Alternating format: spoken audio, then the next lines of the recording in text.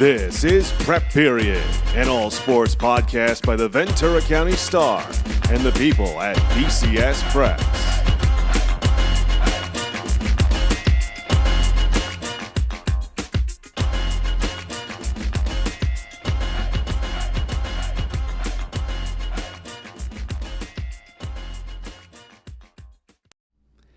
Hello and welcome to episode 31 of Prep Period, the Ventura County Star's all preps, all sports podcast.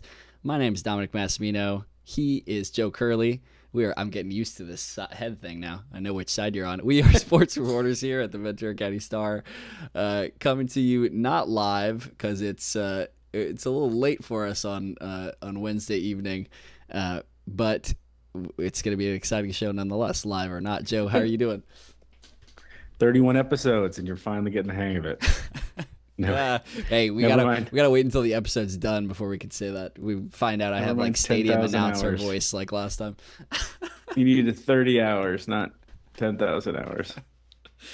But yeah, no, looking forward to, it's been a very exciting week in Ventura County sports, and looking forward to getting your take on some of what's gone down. So very exciting time, and vice versa, Mr. Curley. I'm always curious to hear your takes on stuff, and you have the background of having covered so many people, like the people we're going to talk about today, before I got here, and seeing kind of the way they came up. And so I don't know, we'll be curious to hear your thoughts, but we gotta start with the big one. Is we have a national champion in our midst, not on the show today, but but in busy. We've taken to calling her the pride of Camarillo High, pride of Camarillo. Gabriela Jaquez wins the national championship with the UCLA Bruins women's basketball team, the first in program history, and kind of had something of a coming out party on a national championship stage with a huge performance. Had 21 points, a game high 21 points, 10 rebounds, and 5 assists to lead UCLA to that blowout of South Carolina that shocked a lot of people. Joe, what were you thinking watching that game? We exchanged some text messages while we were watching that game, but just what were you thinking seeing Gabriela just go off like that? Well, I think we all were, all Ventura County basketball fans should have been watching that game. I'm sure a lot of them were, and it was a great, just to hear her get introduced before a national championship on that audience, and hearing, the words Camarillo High, and the whole family being involved in that, not just her older brother. That was. It really made it, special, I think, because it's a family that we've obviously grown to know and follow, and she wasn't just a passenger. She's not, that ring is not her, they don't have that ring without her performance. And part of the reason that game was such a blowout was because she was such a force of nature. And the stats are great. I was tracking the thing and tweeting it out, and she was, whatever, it was 7-7-3 at the half. And I'm like, oh, look, she's going to get triple double watch. Yeah. We were putting her on triple double watch and all that stuff. But I think really, I think the way that she played in that moment was just, part of the reason why it was such a blowout, because, she made all the difference on both sides of the floor. She was, grabbing loose balls. She was tying up balls.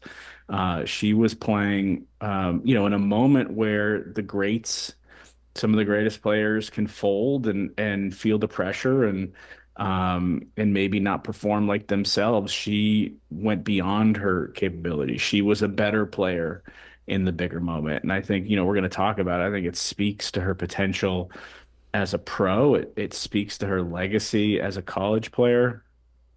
And it speaks to who she is, as an individual and a member of, and a little sister, a younger sister, a member of her family. And I think it, no matter what happens in the rest of her career, Gabriela will always have that moment and go down in history.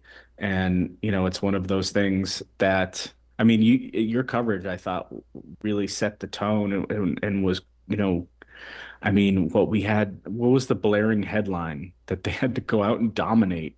Yeah. And those were the words she said, Said we and have to be she ready made to it come dominate. true. Yeah. And, She certainly I was ready think, to dominate. Clearly.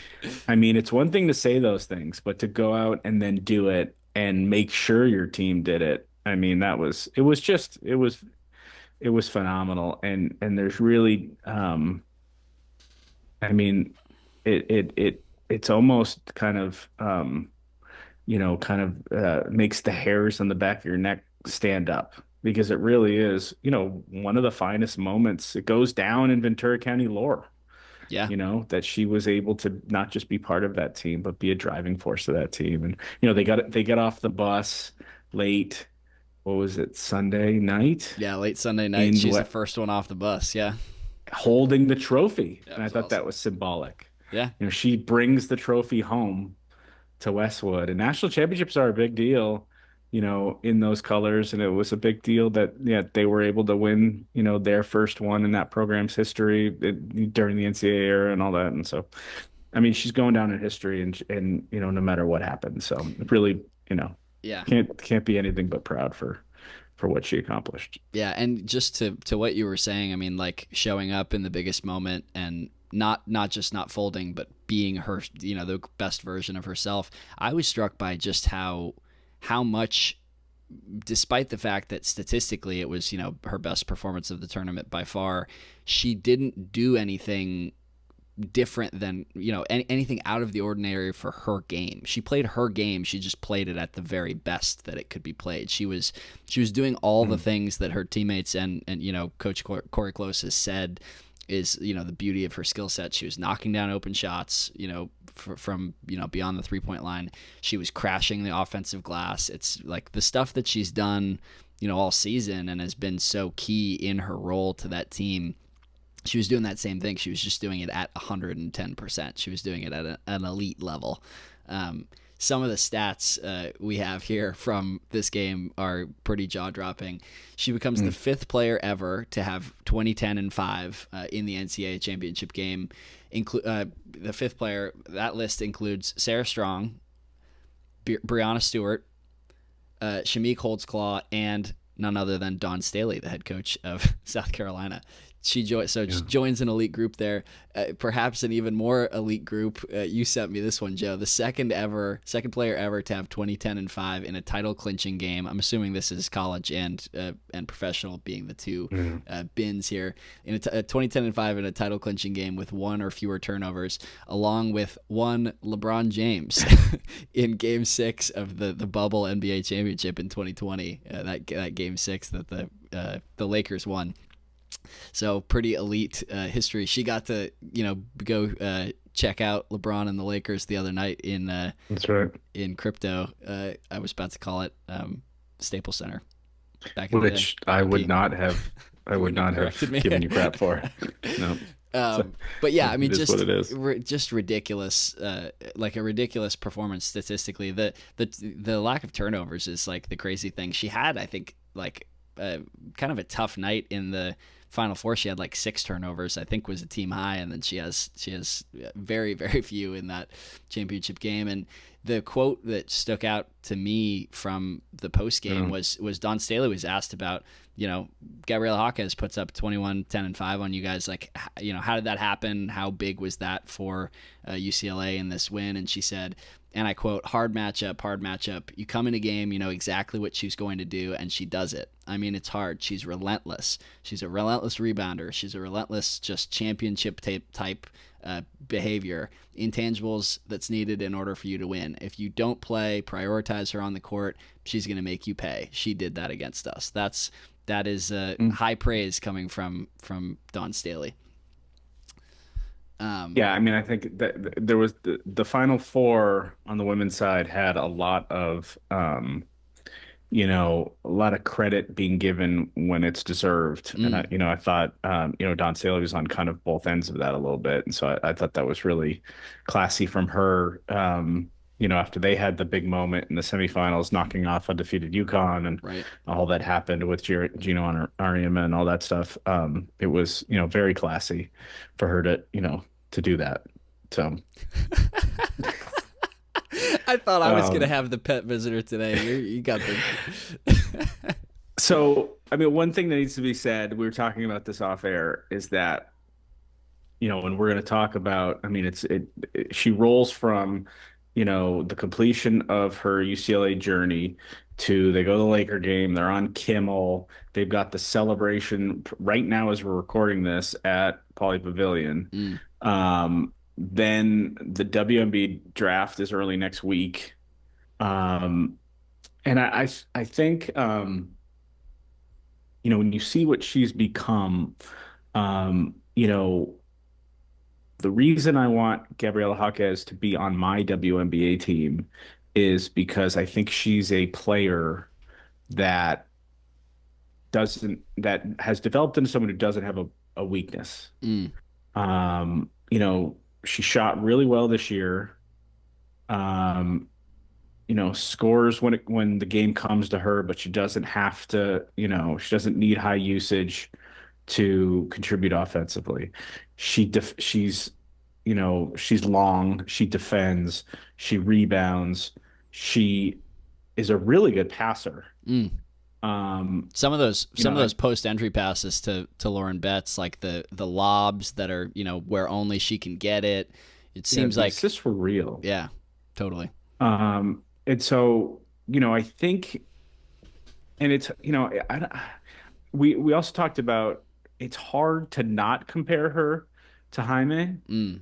And I try to not because I don't know if it's fair to compare siblings and men's and women's basketball are different sports. And it's tough to do that. But there are ways that she reminds me of Jaime. And when he came out, he can be a winning player who does all the things you need, to support a winning team. And I think he's a better player. He fits better when the Heat are good than when they're not. And I think he can contribute to a championship team or a contending team. And I think Gabriella is like that in that she'll be better on a team that's competing because she's a winning player and she does everything. Yeah. And so, it's fascinated, what type, how how that's going to transcend at the next level and Yeah. The two things that I would add transmit. to that, the trans, yeah, Trans something. yeah. Transcribe. Oh my God, yeah. That's now that's gonna be eating away at the back of my mind. It's not transcend. Uh, Turn the page. the two things that I would add to that, Joe, is that you say she's a player that doesn't have hardly any weaknesses now, and the thing that I would be most excited about as a GM thinking about drafting Gabriela Jaquez is she wasn't always a player that didn't have any weaknesses. She's proven that year over year she's a worker, and she's going to fix the aspects of her game that she's not excited about.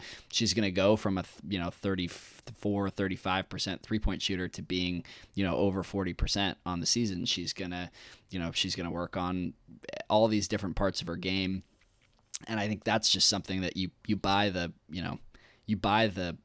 person, on top of being, all the skills that she has. You buy the work ethic and, the knowledge that when you get this person into your organization, she's going to, continue to improve in whatever aspects, you want to see her improve in. And then the other thing is just the motor. She has a professional motor, which she showed to the world on Sunday night. To see her outwork South Carolina, a program that, had been to three straight NCAA national championship games based on, physicality and motor and desire and how that like it was heartening to see her go out there and lay it on the line and outwork. She was the hardest working player on the court in that game. She wanted it and she went out and got it yeah. And that sort of player is is going to make everybody in the organization work harder. Definitely. If you want to go learn more about Gabriela Jaquez's senior season, go read our stuff. Go read the Your feature stuff. we wrote. Yeah, go read all the coverage from the start of this tournament to the finish, and then follow along. We're gonna have more coverage about the draft. We have just looking at some of the big the latest mock drafts for the WNBA draft coming up on Monday. ESPN has Gabs mocked at number 11.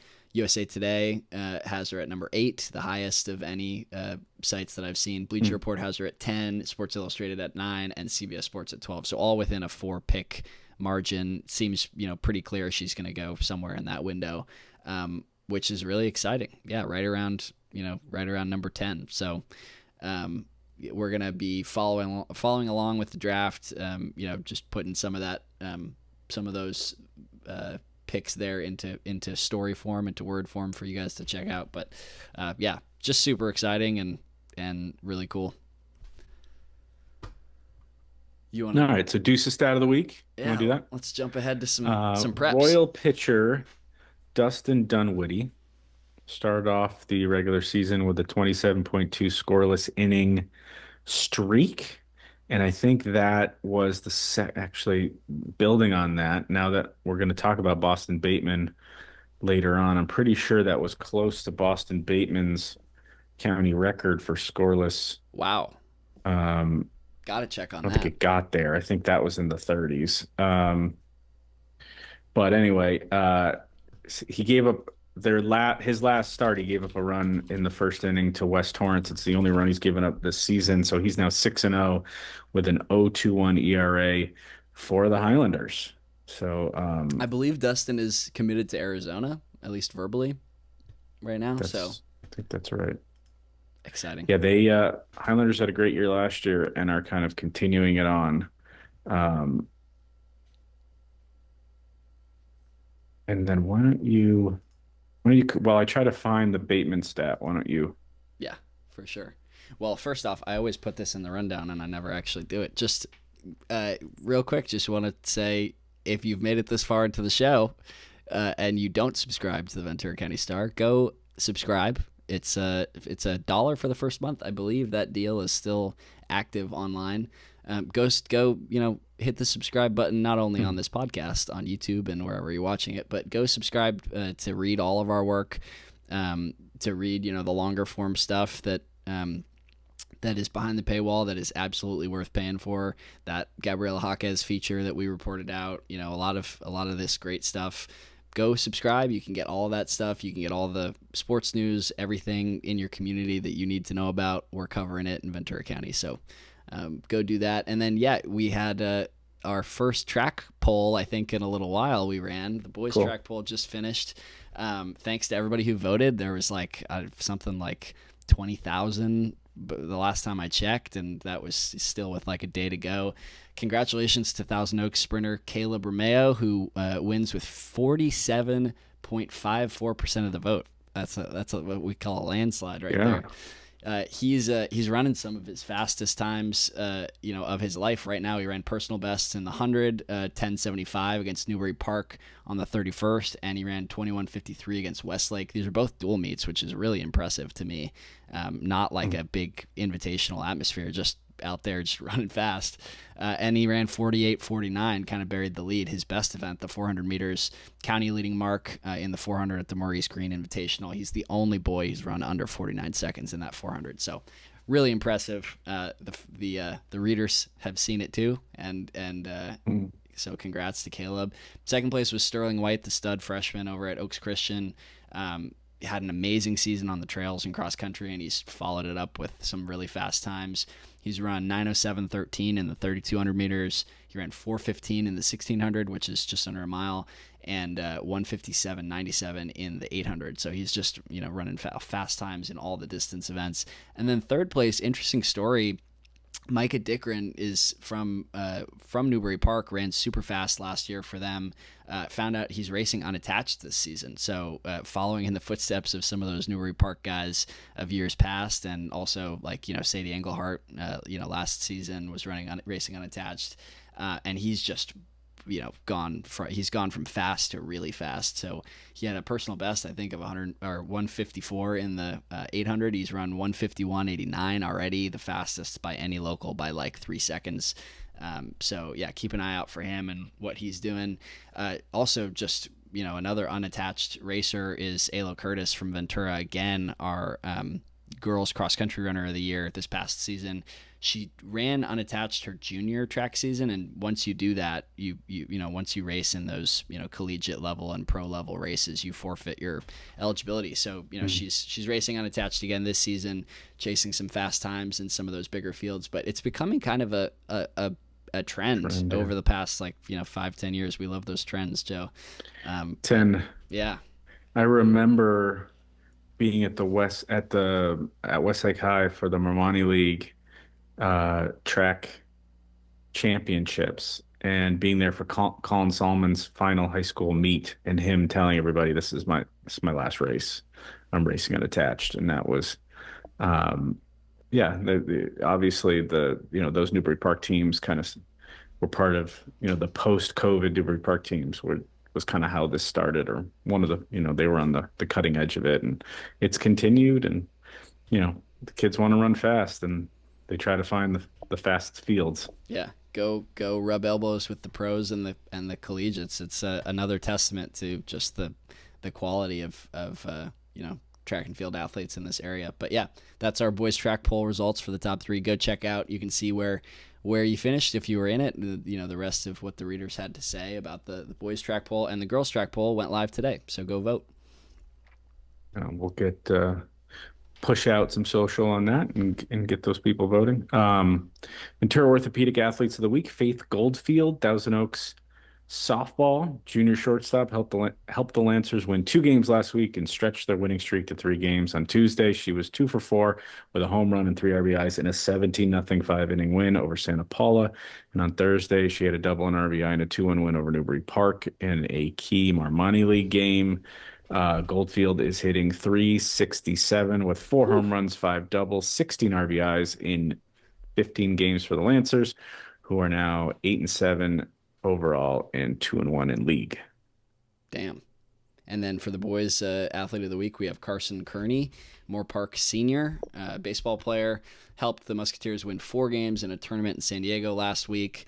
On Monday, he went 2 for 3 with a double and 2 RBIs in a 5-0 victory over Oceanside. And then Tuesday, the next day, he was 1 for 3 with a double and a 7-4 win over Bishops. The left-hander allowed 1 hit while striking out 7 in 6 scoreless innings on the mound in a 7-0 victory over Wasatch of Utah on Wednesday, and then he capped the week with a solo home run and a 6-3 win over Mission Bay. Quite the week. Kearney is hitting a robust .451 with 4 homers and 18 RBIs in 17 games. Wow, both these players more RBIs than games played this season for Moore Park, which is now 13-4 overall. Certainly was that a star sophomore on that Moore Park team that was on the cusp of winning a CIF championship a couple of years ago, and has them back performing well again. Carson, so many apologies. Thank you for that. You're always helping me with the names, Joe, of the kids who I haven't met yet. I hope that's right. I'm pretty sure it is. All right, so we released our first baseball and softball rankings of the year. It wasn't, first was not that difficult. Royal is now 15-2. Yeah, they're undefeated against Ventura County or just local opposition. They've outscored the rest of the Coastal Canyon League 50-9. Through 5 games. TO, if I had done the poll maybe a week or 2 earlier, our number 2 team, TO, might have been there because they started very strong. And they've now kind of hit the, some tough games. I think they dropped a series to Newbury Park last week, which I think that knocked them out of first place, kind of in my mind as I was getting ready for this. But TO is 14-4 right now. They're 8-3 against local opposition. Their first 2 losses were 10-9 and 10-9. to Newbury, and I think that was Oaks Christian. Um, I will say Speaking this. of Oaks Christian, I will go ahead. say this about Royal. Moore Park today pushed them to 9 innings, Yeah, lost 8-7. So shout out to Moore Park for that. I mean, you'll get to yeah. I that. mean, that's um, yeah. That I mean, it shows you how good Moorpark is right now that they were able to kind of push them into extras. So Oaks is number three at 12-4. They're 6-2 against local opposition, and the biggest one was they beat league foe Calabasas 10-5 to win the Easton SoCal Showdown on February 27th. So that's that big early season tournament. Um, so that was kind of an important kind of early bellwether Mm. that the Lions, we knew the Lions were going to be good, but it's a sign, they've got some great players. They're a great program. Moore Park, like we just mentioned, is fourth with Carson there. They've got wins over Marmani, Coastal Canyon, Channel, Citrus Coast, and Tri Valley League opposition. So they've essentially beaten teams from all five local leagues. Wow. Calabasas, um, which until today, I think no, that was a Marmani League. So Calabasas is 10-1 outside the Marmani League. They're now 1-4 in the Marmani League, but Wow. they're 10-1 outside it. So that shows you kind of just how good the Marmani is right now. Westlake 8-6. They started 4-0 in the Marmani League before dropping a couple games to Oaks. Uh, Simi's been good. They're at 7. Newbury Park um, took a game from Oaks and took 2 games from TO. So they're showing kind of their strength a little bit. St. Bonaventure's in first place in the Tri Valley League.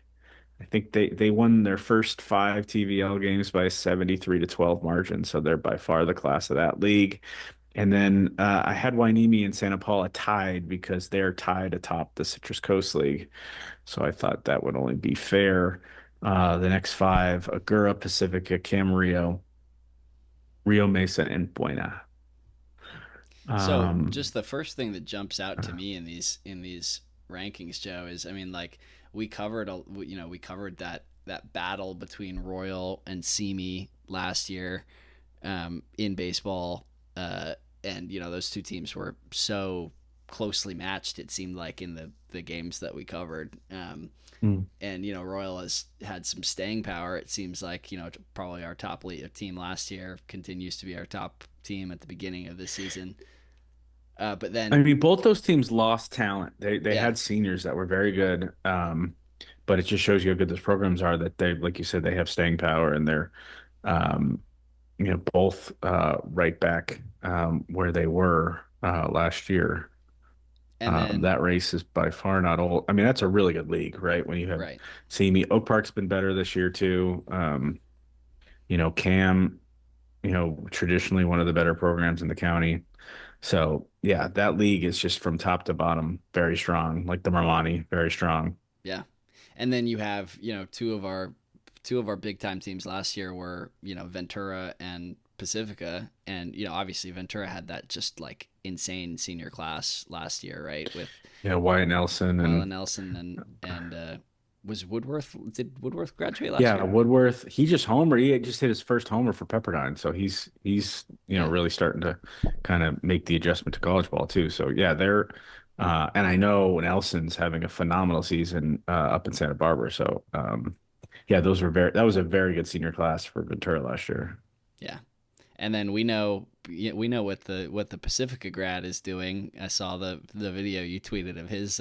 Was that his first homer? That was the what I tweeted out was actually an RBI. It was a 2-run double against USC, and the Mm, kid pitching for USC is actually a Newbury Park is the Newry Park star. Star? Yeah, that's awesome. Um, so it was 2 former locals kind of going head to head, which is really cool. But yeah, he's been having Wilkes, right? yeah, Devin Wilkes. I'm trying to call up his I mean, he's settling right in, showing some power. The average is a little down to start, but not to make this a college segment all of a sudden, but got to shout out you know, the teams that we're talking about, yeah, the recent grads. yeah, he I got it right here. So Devin is hitting 252, slugging 432. He's got 3 college homers already in the Big West for Cal State Bakersfield. And Big West is big time baseball. Indeed. Wow. That's impressive. It's always cool seeing those guys make the transition that fast. That's awesome. The leap. And we'll get to that in a little bit because, just a couple years ago, almost every minor leaguer we're about to talk about, was on our all county team or, making waves. So, you blink and these kids, Dunwoody and these kids that are killing it right now in high school are going to be, in college and in the professional ranks. So indeed, that's where they're headed. But first, softball. So Oaks is 13-1, always, one of the better programs around. They're 6-0 against local teams, so they were kind of the obvious number one. Plus, they had just beaten Westlake in a showdown of the top 2 teams in the Marani League to start. Westlake's 12-3-1. Their April 2nd defeat to Oaks Christian was the Warriors' first loss to a local opponent in 8 games this season.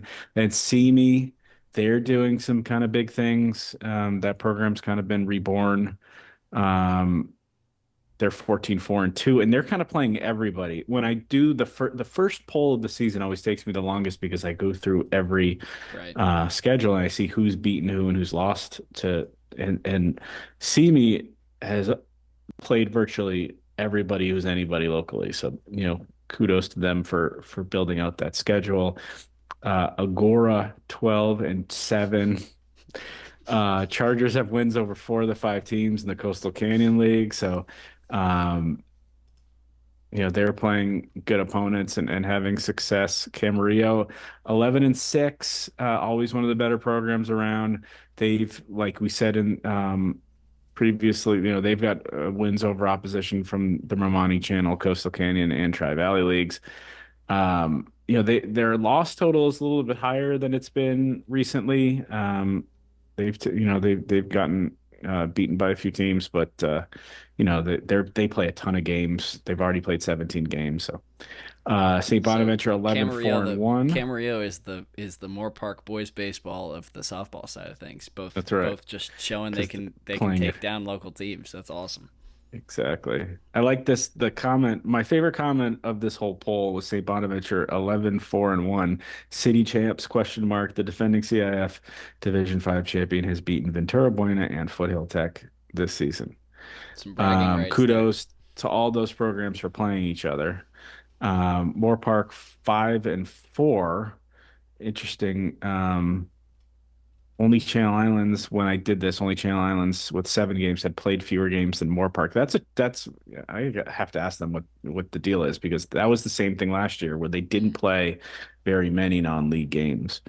TO, we just talked about a TO player in the Athletes of the Week. They're at 8-7. They allowed just 1 run during that 3-game winning streak that we had talked about. Oak Park 9-7. That's kind of new. They've been better. They were an extra inning loss to Simi Valley away from opening league play 3-0, which was kind of interesting. That's a team that has not been in my poll since I've been doing it. Wow. In recent years. And then I had Oxnard and Rio tied because they're tied in second place in the Channel League behind first place Dos Pueblos. And I think it's by like a half game in the loss column. Or 1 game in the loss column. So that race is still going. Other really good teams so far in Newbury Park, Grace, Santa Clara, Ventura, and Fillmore. Like we say, baseball and softball always, in terms of talent, 2 of the best sports in Ventura County, if not the 2 best. So talent laden, all kind of kids going everywhere, and just a lot of fun to cover. So that it's just now heating up. We're at spring break for a lot of the schools, and so come out of spring break and it's the end of the regular season, and then give me a couple of weeks and we'll be in playoffs. There you go. Well, that is your local softball and baseball rankings, the first set of them. Joe, you want to take us into what you've been working on this last couple of days? So last week we talked about the 8 major leaguers.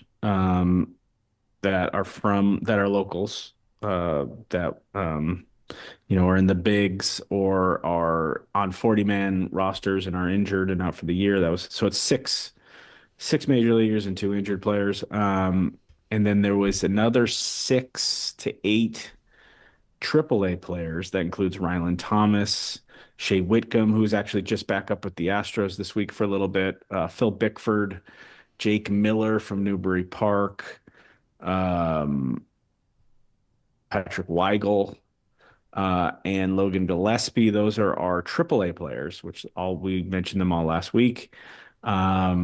And then this week, what I did was basically the reason we broke it up like that is Major League rosters come out at the end of spring training, and the AAA starts right after the Major League season starts, and then there's a week, and then Double A, High A, Single A rosters come out. Those opening days were last weekend, last Thursday and Friday. And so we got a whole new crop of locals who got their assignments to start this season.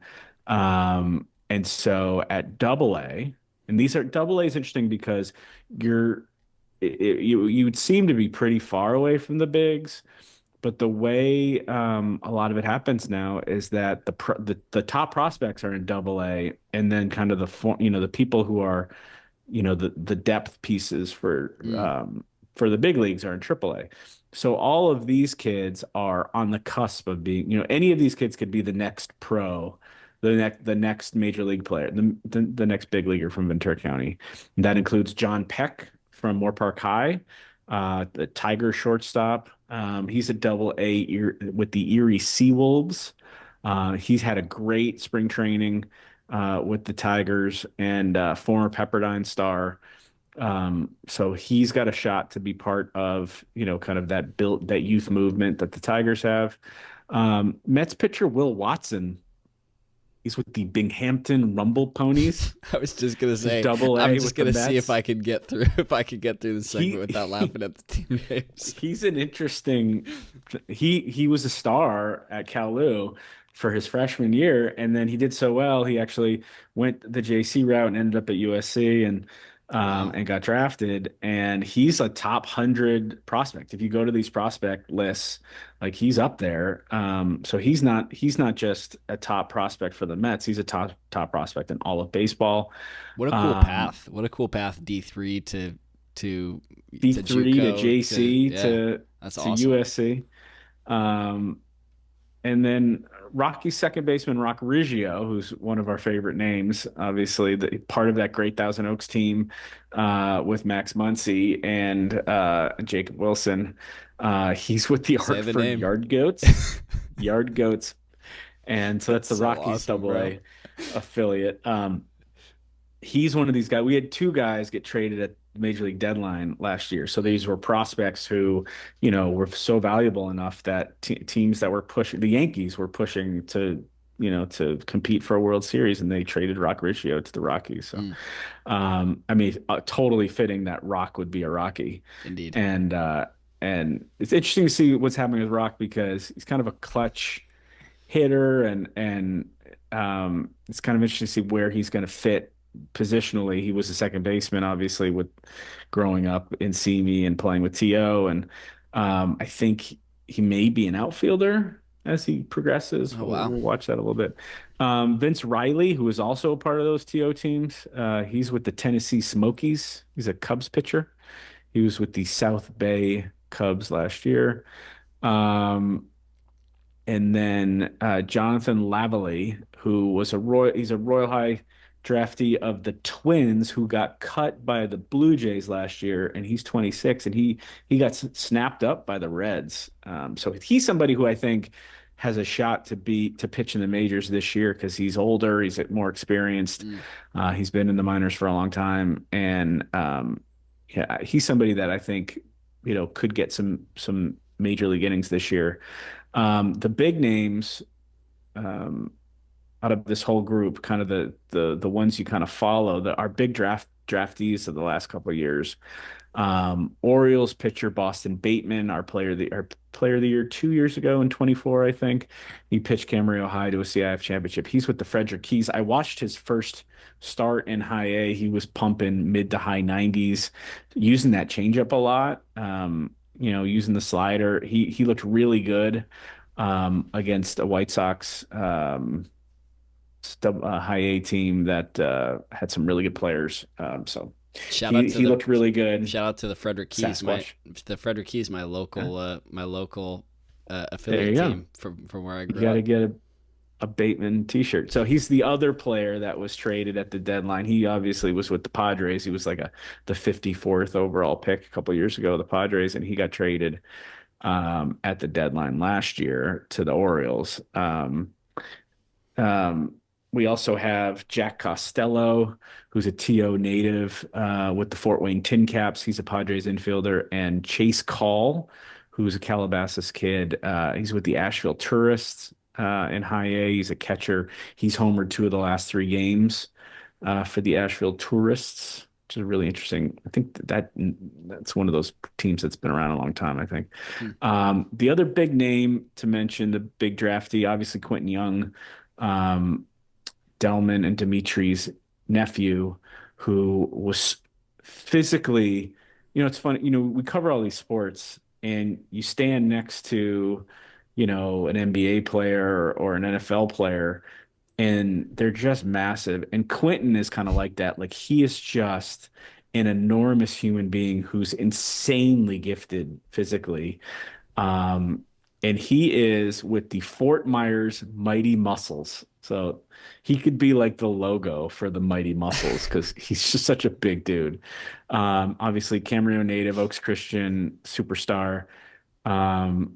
He hit his first pro home run on Tuesday. So kudos to Q, who's getting his feet under him in the pros. He's only played like 12 or 13 professional games so far. And he's already he's a teenager I think he's 19, who's playing in single A. It's not like he started in rookie ball. So it shows you what the Twins think of him.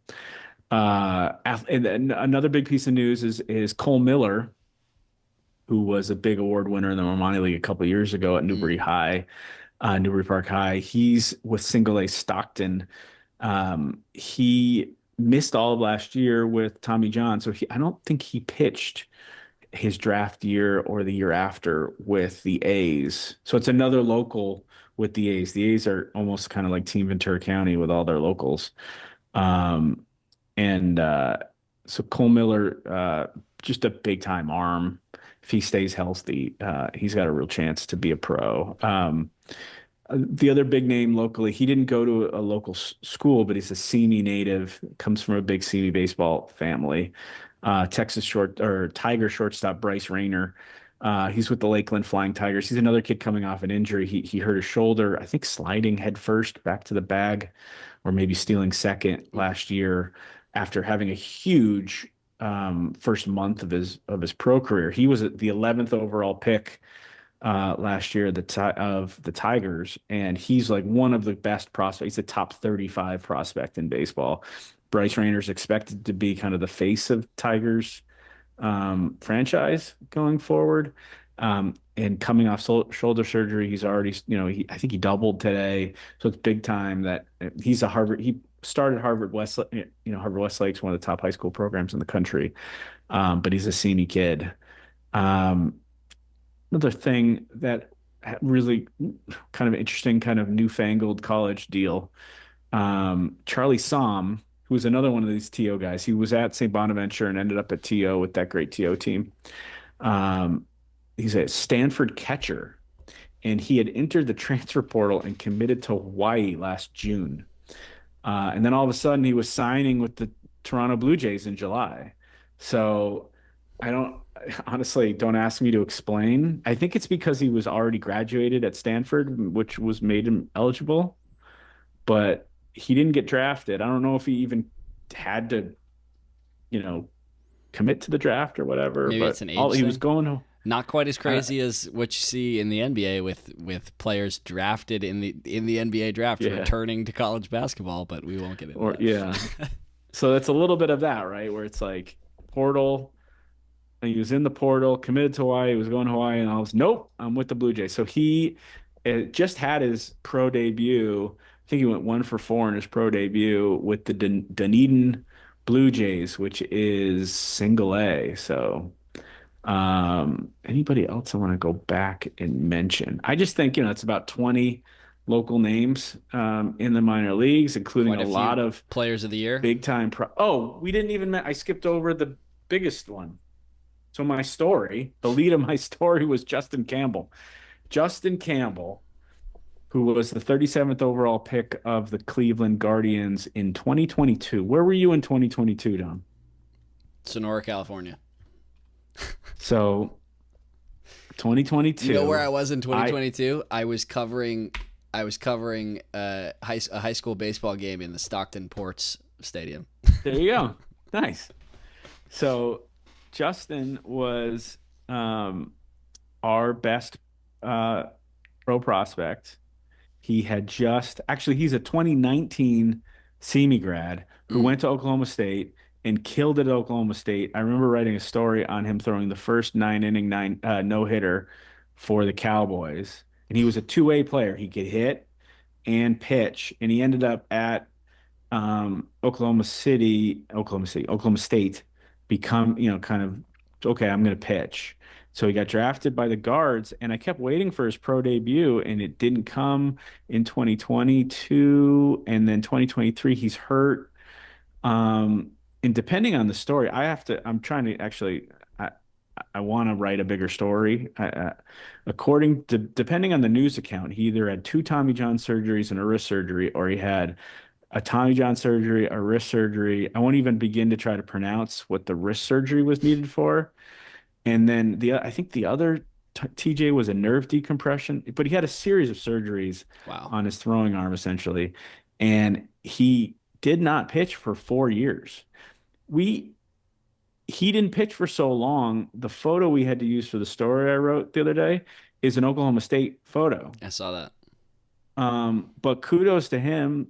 He persevered and he came out of it, and he was pumping. I watched his second start today, and he for the Lake County Captains, and he was pumping 96 in the first inning to one of the best catching prospects in baseball. So fastball, slider, think change, and he's got a shot. Baseball America listed him among its top 50 prospects who impress scouts in spring training. So, he misses 4 years of his development, and he's still only 25, and he's there, and he's in. I mean, let's be honest. I mean, I don't know if you don't know much about prospect development. The Guardians may be the best pitching development team to go to. I remember telling him this when I interviewed him after we talked about this when I interviewed him after he got drafted. That's like, if I was a pitcher, one of the places I would love to be drafted by is Cleveland. And so, they just keep turning over, great pitchers and taking clay and turning it into, pro pitchers. And so, I think Justin, hopefully Campbell's able to keep healthy. And I think if he stays healthy, he's in high A now. He probably can't, I don't see him in the bigs this year, but if he has a strong year and stays healthy this year, he could be a big leaguer by the middle of next year, maybe by the time, 26, with still plenty of time, to kind of have a nice career. So, and he looked great. So kudos to him. I mean, how awesome. many, so it was July of 22 when he was drafted, and it's now April of 26. And so I think it's 45 months. Wow. So, kudos. That's an awesome comeback story. I love that. So you better dig into that. I want to read that story, Joe.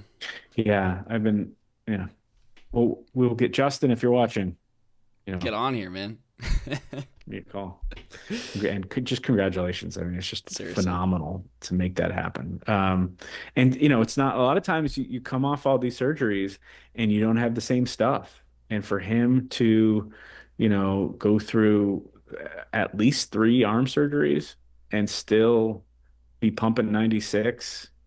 They've been really careful with him. In his first start, he pitched 2 innings, and then he started a 3rd inning today. So hopefully he builds up and can get to 5 by the end of the year, and then who knows.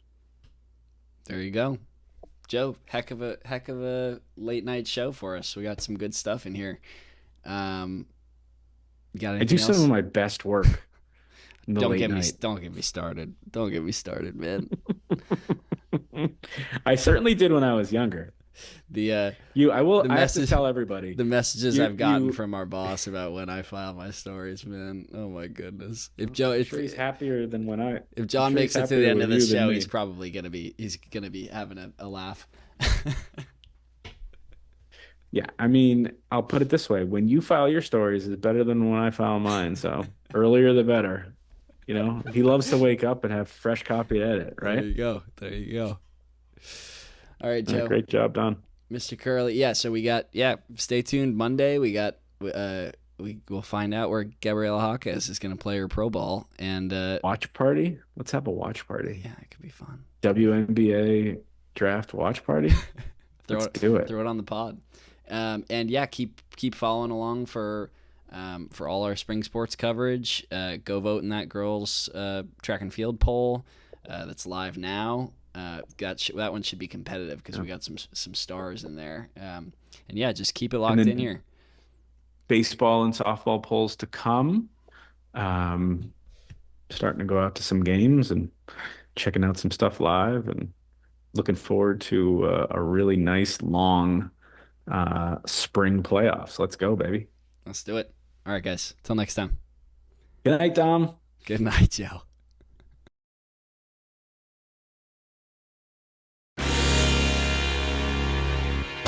Comes down to this for Thousand Oaks in their season. It is a gift to Martin. Martin gets the first down and more. It's a nice little screen to the left-hand side.